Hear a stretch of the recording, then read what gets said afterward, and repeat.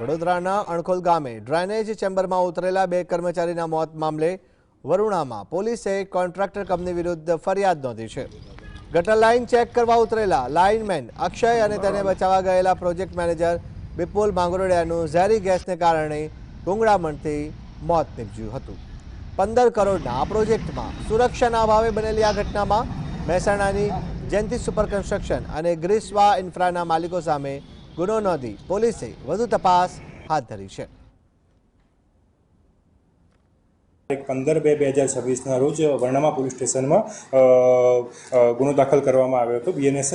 BNS અને atrocity અને manual સ્કેવેન્જિંગની અલગ અલગ કલમો અંતર્ગત આમાં જે આરોપી જે છે એ બે જે છે જયંતિ સુપર કન્સ્ટ્રક્શન જે કંપની હતી એ અને ગ્રીસવા ઇન્ફ્રા પ્રોજેક્ટ લિમિટેડ જે કંપની હતી બંને કંપનીના જે પ્રોપ્રાઇટર છે માલિકો છે એમની વિરુદ્ધમાં ગુનો દાખલ કરવામાં આવેલ છે।